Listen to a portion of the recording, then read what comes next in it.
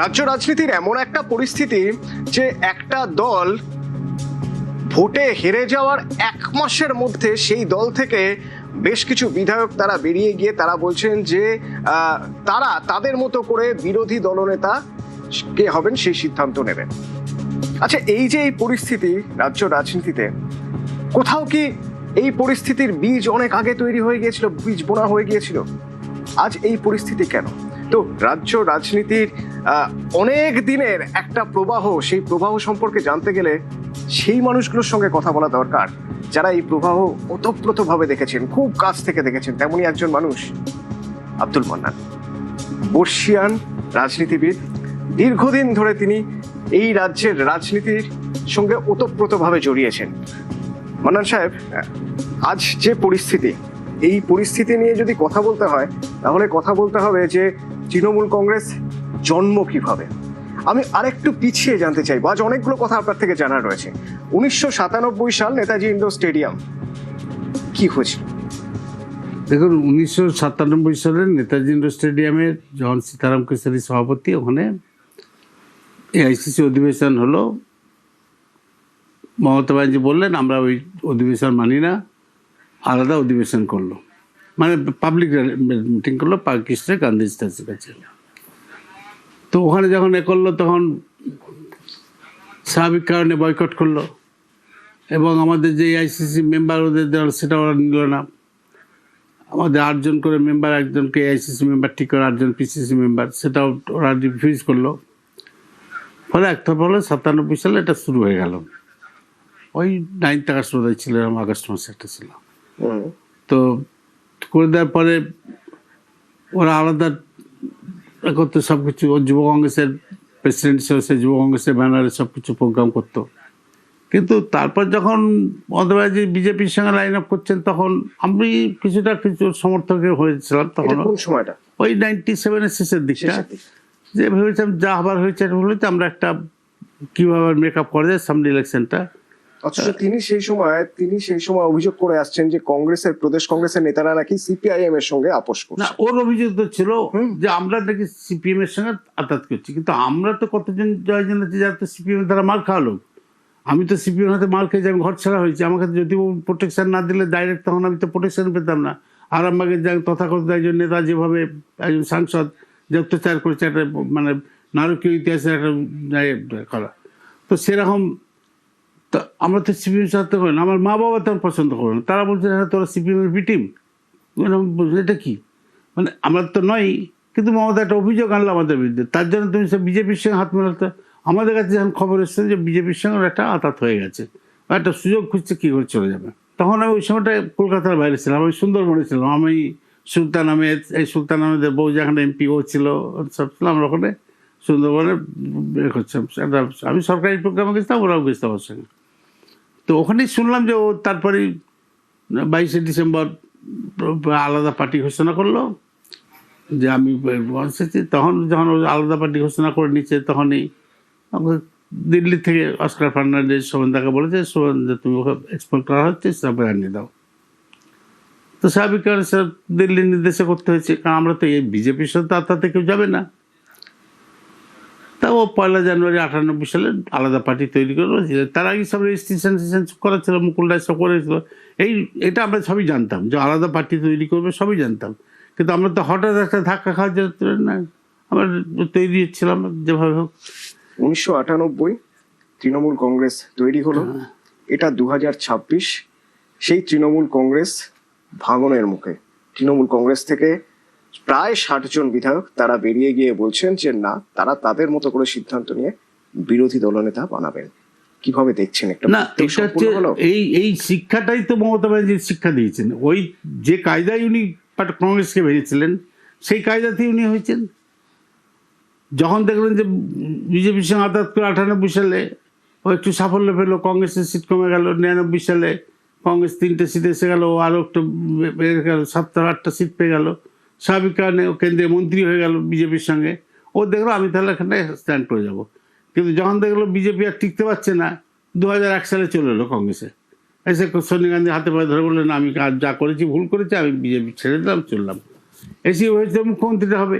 মুখ্যমন্ত্রী যখন হতে পারলো না, তখন আবার চলে গেল। তো এই ভুল পাল্টানো তো ক্যারেক্টার তো ওর শিখিয়েছে কর্মীদের, ওর যারা দলে, ওর যারা অনুগামী, যারা ওর অনুপ্রেরণায় চলে, তারা তো শিখেছে। গিয়ে দেখলো যারা চলে গেল, আবার চলে গেল, গিয়ে ওখানে সে আর অটল বিহারী বাজপেয়ী নিচ্ছেন। স্বাভাবিক, অটল বিহারী বাজপেয়ী তো প্রাইম মিনিস্টার, ওর মাকে গিয়ে যেভাবে প্রণাম করেছে, সাধারণত আমাদের দেশের প্রাইম মিনিস্টার, রাষ্ট্রপতি কোনো ব্যক্তিকে প্রণাম করতে পারে না unless he or she is her teacher. যদি তার শিক্ষক হন, তাকে যে কোনো প্রধানমন্ত্রী প্রণাম করবেন, কিন্তু জেনারেল সাধারণ একটা মানুষকে এরা প্রণাম করে না, একটা ডিগনিটি আছে না।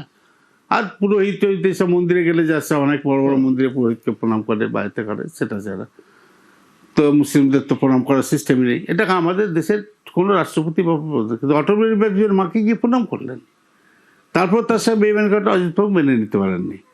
যার ফলে যখন আবার যখন চলে গেল 2001 সালে, দিয়ে আবার কয়েক মাসের মধ্যে চলে গেল, তখন আর ওখানে দেবে না। ও তখন অনেক কিছু আদবানিকে ধরে করে কয়লা দপ্তরের রাষ্ট্রমন্ত্রী হলো, কয়লা দপ্তরের মন্ত্রী হলো, রেন্টের আর পেল না। তারপর 2004 সালে ইলেকশনে, লোকসভা ইলেকশনে ও একা জিতলো, বাকি সব পরে সিটে হেরে গেল। এবং আমি তখন ওকে বারবার চেয়েছিলাম যে দেখো, যে একটা কংগ্রেসের সাথে তুমি একটা অ্যাডজাস্টমেন্ট চাও, বারবারই করেছিলাম। এবং তখন আমাকে তো অনেকেই বলতো আমি মমতা প্রতি কংগ্রেস, রিপোর্টারও বলতেন, আমার পার্টিও বলতেন, সোনিয়া গান্ধী বলতো, মান্নান তো কংগ্রেস। আমি দেখতাম যে কংগ্রেসটা যদি উইক হয়ে যায়, তাহলে সিপিএম এর যে অর্ডার হচ্ছে সেটাকে বন্ধ করতে পারবে না। ঠিক, অর্থাৎ করতে গেলে আমাদের বিজেপিকে আপনার কর্মীরা তারা মার খাবে। হ্যাঁ, তার কর্মীরা যারা মার খাচ্ছে, এই শকত মোল্লা যা করেছে, মুজির মাস্টার সিদ্ধার্থ রায়কে ঢুকতে দেয় না ওইখানে, আমি যা বলো তাই আইন। সিদ্ধার্থ রায় যদি গিয়ে বলছেন তাহলে লিডার অফ দ্য অপোজিশন, যদি তোমার শাসনটা কি তোমার এলাকার মধ্যে নাই, আর সে আমাকে বললো ওখানে কে সে ওরা এখানে যদি অর্ডার চলবে না, আমার অর্ডার চলবে। তো এই অবস্থা চলেছিল। হলদিয়ার একজন লোক একটা সেট সিজা করেছে, ওখানে আমাদের কোনো বিরোধী দলকে টিকতেই দেয়নি। কলবের তার একজন মন্ত্রী ছিলেন, তার আমাদের কোনো লোক, তার গাড়িতে, সরকারি গাড়িতে তার বেরোতো। তো এই যে তারপর তো নন্দীগ্রামে বা হলো, তখন ধরুন যে এদের একটা হারাবার দরকার আছে। তো আমি তো গোড়া থেকে গেলাম, কিন্তু ও 2004 সালে তখন বিজেপিকে নিয়ে রাখলো, যে বিজেপি আবার বোধহয় ক্ষমতায় আসবে। দেখলো ও একা জিতলো, বিজেপি তো ক্ষমতায় আসলে না, ও একা জিতলো। ঠিক, স্বাভাবিক কেউ নেই। এবং কংগ্রেস তখন সিপিএম এর উপর নির্ভরশীল হয়ে গেল।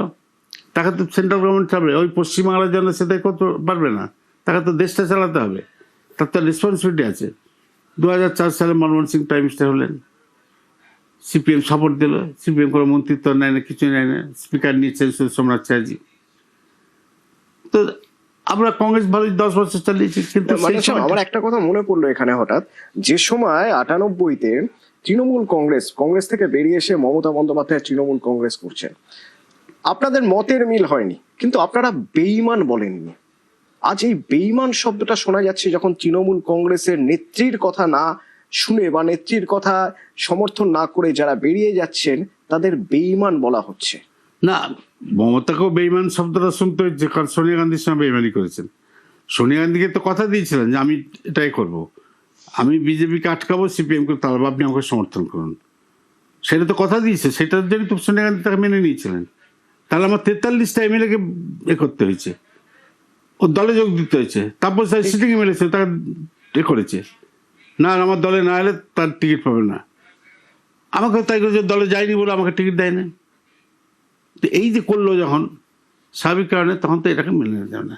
2004 সালে তো ওকে যখন লোকসভা ইলেকশনে হেরে যাওয়ার পরে যখন এগেলো 2009 সালে, তখন আমাদের 14টা সিট তা দিয়েছি। সে আরামবাগ, যেগুলো সব জেতার কোনো সময় 7 লাখ 8 লাখ ভোটে জেতার, সিপিএম করে ভোট করতে দেয় না, সেই সব সিটগুলোতে, কলকাতার আশেপাশে সব সিট ওর। এবং 2011-এ আপনারা ছিলেন বলে আপনাদের সঙ্গে জোট করে তারপরে ভোটে যেটা তৃণমূলের ক্ষমতায় আসা 2011-এ, তাহলে আসতে পারতেন না তো। মানে আপনাদের ততটা জমি ছিল যে আপনাদের না হলে হতো না। এবং তখনও ধরো ও যখন 2006-তে আলাদা লড়লো বিধানসভাতে বিজেপির সঙ্গে আঘাত করে, তখন আমরা পেলাম 21টা সিট আর ও পেল 29টা সিট। বিরোধিতা এ পাচ্ছে না, বনগাঁ ছেলেটা মারা গেল, এমএলএটা, ও তো জিততে পারছে। কংগ্রেস ভয়ঙ্কর ভাবে তখন করেছে কি, ও যদি বিরোধী দলের স্বীকৃতি পাবে না, সৌগত রায় হেরে গেছে, তাকে ওই বনগাঁতে দাঁড় করালো, দাঁড় করিয়ে আমরা কংগ্রেস ক্যান্ডিডেট দিলাম না, তবে ওকে জেতালাম, 30 হলো, তবে এলো। তারপর থেকে কি হলো, কংগ্রেসে ভাঙাতে শুরু করে দিল। 2011 জেতার পরেও তো সবচেয়ে বেশি রক্তক্ষরণ হয়েছে তো বোধহয় কংগ্রেসের। হ্যাঁ, জেতার পর কি হলো, আমাদের কংগ্রেস অফিস সব দখল করে নিল। আরামবাগে একটা কংগ্রেস অফিস আছে 7 কাঠা জমি, 7 শতক জমির উপরে, কংগ্রেস কার্যালয় বলে পর্চাতে আছে।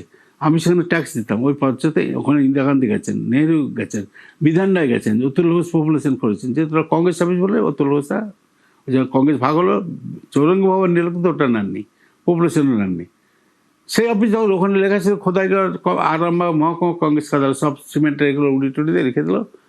সাহেব এইটা কিভাবে দেখছেন, এই যে একেবারে বিরোধীদের শূন্য করে দেওয়া? মানে আমি সেই 2011 থেকে দেখছি, 2011 কংগ্রেসের যারা যারা আছে তাদেরকে সেই সিটগুলো আস্তে আস্তে নিজেদের দিকে নিয়ে নেওয়া। আবার এই কিছুদিন আগে আমি যদি পঞ্চায়েতের কথা বলি, পুরুলিয়ায় সেখানে তপন কান্দুকে হত্যা করলো, হত্যা করে মেরে দিয়ে সেই সিটটা নিয়ে নিল। এই রাজনীতি কিভাবে না, দেখছেন? এটা তো এই কালচার তো মমতা ব্যানার্জি নিয়ে এসছে।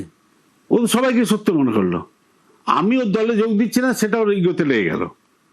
2011 সালে আমার সিটে যদি একটা সিটিং এমএলএ থাকতো, তাহলে তা বা কন্টেস্ট করে এমএলএ যদি আমার থেকে বেশি ভোট পেত, তাহলে তো চাপদান নিবে না, আব্দুল মান্নান জানে সিট দেবো কি না। তুমি রেখে দিচ্ছ, লাস্টও রেখে দিচ্ছ, কারণ হচ্ছে তোমাকে আমি দেবো না, তুমি আমার দলে যোগ দাও, আমি তোমাকে স্পিকার করবো।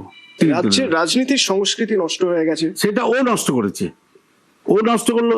2012 সালে রাজ্যসভায় আমি ওর টিকিট, ওর ভোট দরকার নেই, আমাদের 44টা আছে, যদি সংখ্যার দিক দিয়ে 44টাতে আমি জিততে পারবো, যা হিসাব আছে।